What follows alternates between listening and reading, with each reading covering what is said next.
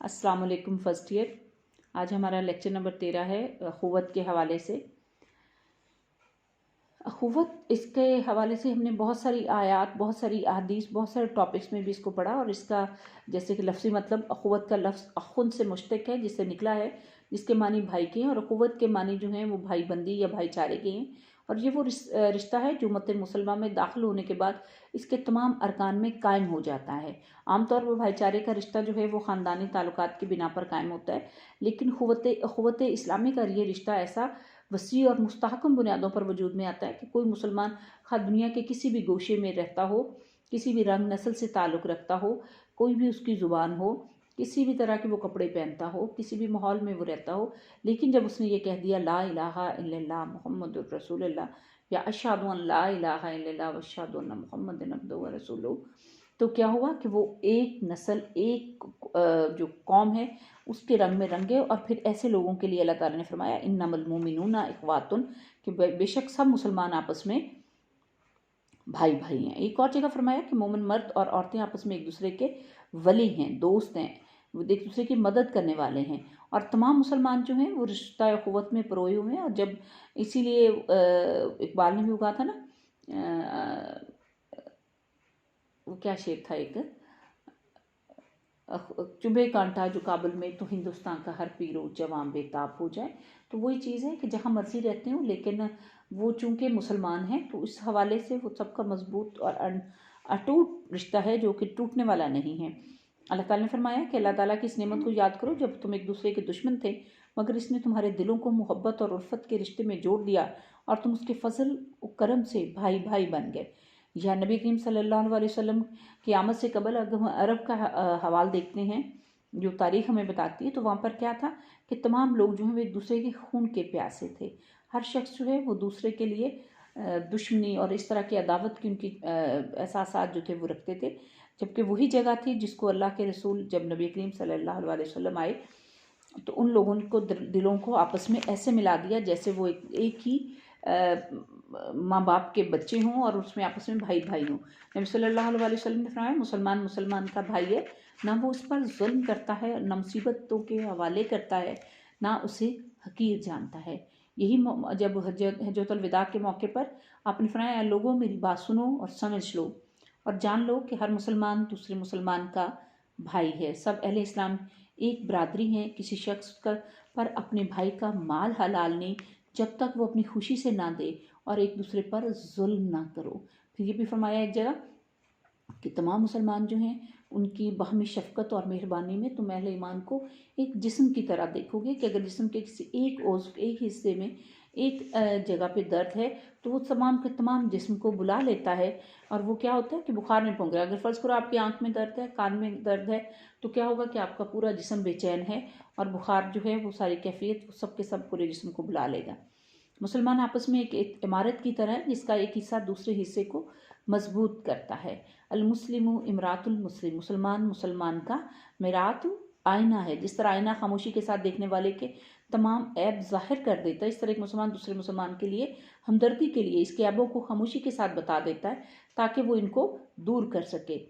यानी मुसलमान दूसरे मुसलमान में देख भी सकता है कि कौन कौन सी अच्छाइयाँ हैं, कौन कौन सी खूबियाँ जो एक मुसलमान में होनी चाहिए, और फिर कौन से ऐसे मोमिन मुसलमान हैं जिनकी पैरवी के लिए अल्लाह ने फरमाया कि तुम एक दूसरे के साथ एक भाई भाई बनो, और फिर किन किन चीज़ों पर एक दूसरे के साथ दो और किन चीज़ों पर एक दूसरे के साथ ताउन ना करो। तुम में से कोई कामिल मोमिन नहीं होगा जब तक अपने भाई के लिए भी वही चीज़ पसंद ना करे जो अपने लिए पसंद करता है। इसी वजह से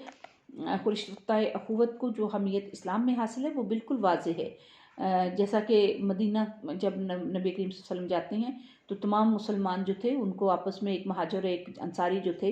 अंसारी वहाँ पर जो रहने वाले लोग थे जो मददगार थे, और महाजर जो यहाँ से हिजरत करके मक्का से मदीना जाते हैं उनको भाई भाई बना दिया। फिर उन्होंने आपस में इतनी खूबसूरत मिसाल कायम की भाईचारे की कि ना सिर्फ उन्होंने एक दूसरे की ख़यालात का, एक दूसरे के एहसासात, एक दूसरे की दुख सुख में शरीक हुए, बल्कि अपनी जायदाद प्रॉपर्टी और कुछ लोगों ने यहाँ तक कह दिया कि जिनके अगर मुसलमान भाइयों की शादियाँ नहीं हुई तो वो अपनी, जिनके पास 2 बीवी हैं तो हम अपनी एक बीवी को तलाक देकर दूसरा मुसलमान भाई जो है वो उससे शादी कर ले। मुसलमानों के जो बाहमी हकूक़ और फ़राइज़ हैं, जब हम उनको देखते हैं तो उसमें ये सबसे पहली चीज़ जो आती है कि एक शख्स जो है, नबी सल्लल्लाहु अलैहि वसल्लम ने फरमाया कि जो शख्स अपने भाई की हाजत पूरी करता है, अल्लाह ताला उसकी हाजत पूरी करता है। फिर ये भी फरमाया कि एक शख्स जब मुसलमानों को सताता है या उसको तकलीफ़, जब दूसरे मुसलमान जो हैं, जब उसके ज़ुबान और हाथ से मुसलमान महफूज ना हो, तो नबी करीम सल्लल्लाहु अलैहि वसल्लम ने फरमाया मुसलमान वो है जिसके हाथ और ज़ुबान से दूसरे मुसलमान महफूज हों, और जो महफूज नहीं है उसको दायरा इस्लाम में शामिल ही नहीं किया गया। कुरान पाक में इरशाद होता है वो इन्हें अपने आप पर तरजीह देते हैं, खा वो खुद तंगी ही में क्यों ना हो, यानी अपनी जान, अपनी जो मसाइल हैं, अपने जो भी उनकी तरजीहात हैं, उनको पीछे पसे पोश डाल के वो मुसलमान आपस में एक दूसरे के लिए इस तरह से होते हैं, जिसको सूरह फतह में कहा है रहमाहु बैनहुम, कि आपस में वो बड़े नरम दिल होते हैं। वो मोमिन आपस में भाइयों के साथ नहायत आज इज्जो इनकसारी के साथ मिलते हैं, एक दूसरे के जो ऐब हैं उनकी पर्दापोशी करते हैं, उनको सबके सामने बयान नहीं करते। और ये भी कहा गया कि अगर किसी में आपको कोई ऐब नज़र आ रहा है तो उसकी निशानदेही जो है वो इसको ऐसे मौके पर करें कि जहाँ पर वो उसको कोई शर्मिंदगी ना हो, ताकि वो उसको एहसास भी हो जाए कि मेरे में ये गलत काम है, और मुसलमान भाई भी उसका वही अच्छा है जो उसके अयूब की तलाश में ना रहे बल्कि उसकी पर्दापोशी करे, और जब उसके अंदर कोई खूबी देखे तो उसको सबके सामने बयान करे। हर मुसलमान पर दूसरे मुसलमान की आबरू, माल और खून नबी करीम सल्लल्लाहु अलैहि वसल्लम के फरमान के मुताबिक हराम करार दिए गए। बदगुमानी से बचो, और ये भी फरमाया गया कि ईमान वालों ज़्यादा बदगुमानियों से बचो, क्योंकि बाज़ बदगुमानी जो हैं वो गुनाह होती हैं। हदीस शरीफ में भी ना इय्याकुम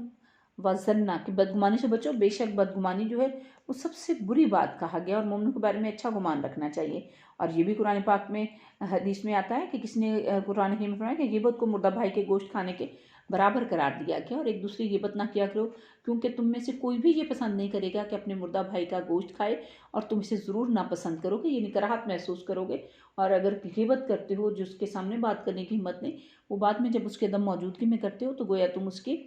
अपने मुर्दा भाई का गोश्त खा रहे हो।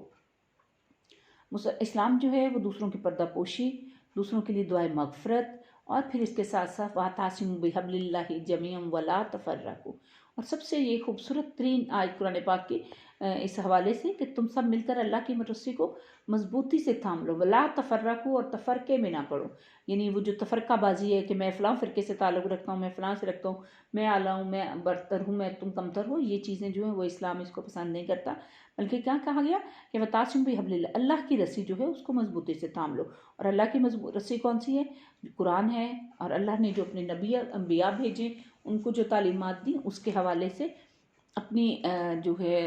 किबला जो है उसको दुरुस्त रखना। और फिर जब मुसलमान जो हैं वो एक दूसरे मुसलमान के लिए, उसके लिए कहा गया कि उसको ये चाहिए कि झगड़े की सूरत में एक दूसरे के दरमियान जो है वो मसाहलत करवा दे, दुख सुख में एक दूसरे के शरीक हों। एक जब मुसलमान दूसरे को मिले तो उसको पहले अस्सलामु अलैकुम कहे, जब और सूरह निसा में जब तुम्हें कोई सलाम करे तो इससे बेहतर अल्फाज में जवाब दो, और वो ऐसे ही अल्फाज में उससे जवाब, जैसे हम कहते हैं अस्सलामु अलैकुम, तुम पर सलामती हो, तो जवाबन क्या कहा जाता है? वालेकुम अस्सलाम, तुम पर भी सलामती हो, व रहमतुल्लाह, अल्लाह की रहमत व बरकातुहू, और उसकी बरकत भी हो। और फिर ये जो तहाइफ है इसके लिए भी कहा गया कि अगर कोई एक दूसरे को तोहफे दो, इससे मोहब्बत बढ़ती है। फिर ये भी कहा गया कि मुसलमान जो हैं वो एक दूसरे के दुख दर्द में शरीक होते हैं, अगर खुशी है तो उसके साथ उसकी दावत को कबूल करें, अगर वो गम की हालत में है तो उसके साथ जाके उसको एहसास ना दिलाए, उसके साथ उसके गम के मौके पर उसके दिल जोई करे, उसके तजहीज़ व तकफ़ीन के वक्त उसके साथ शामिल हो, और इसी तरह से उनके लिए खाने का, जो लोग दुख या गम में हैं उनकी दिलजोई के लिए हर तरह का सामान जो है वो बहम सर पहुँचाए उसको। और फिर ये भी अहद हाज़िर में हम जब वक्त देखते हैं क़ुव्वत की वजह से इत्तेहाद और इत्तेफाक जो है, मुश्तरका दिफ़ा जो है, उसके साथ साथ गैरों की महकूमी से आज़ादी के लिए इस्लामी दौलत जो है उसका मुश्तरका क़याम अमल में लाया गया कि तमाम मुसलमान मिलकर एक ऐसा प्लेटफॉर्म, एक ऐसा एजेंडा, एक ऐसा मौका जो है वो फराहम करें जिससे सब लोग जो हैं मुश्तरका तौर पर फ़ायदा उठा सकें। और इसी वजह से आलम इस्लाम दुनिया की अज़ीम ताकत बन जाएगा अगर हम इन बातों पर अमल करें। और मुसलमानों की बका का इन्हिसार जो है वो किस बात पर रखा गया? अखुवत पर। अखुवत क्या है? भाईचारा। सब मुसलमान जो हैं वो आपस में एक दूसरे के साथ भाई भाई हैं, और एक भाई जो है वो दूसरे को तब उसमें दुख या तकलीफ़ में नहीं देख सकता। और जब तुम किसी को दुख या तकलीफ़ में देखो तो उसके लिए क्या करो कि उसके लिए अच्छे अल्फाज कहो, अगर वो उसके लिए कोई ऐसा मौका है जिसमें तुम उसके लिए कोई तोहफे तोहफ़ जो हैं वो लेके जा सकते हो। जैसे ईद त्यौहार जो हैं उन पर भी उसके यहाँ कोई खुशी है तब भी, अगर कोई तकलीफ़ में है तो उस सूरत में भी उनके साथ आप अच्छे तरीके से ताउन करें और उनको एहसास दिलाएं कि इस मुश्किल घड़ी में भी हम आपके साथ खड़े हैं। अल्लाह ताला हम सबको इस बात की तौफीक अता फ़रमाए।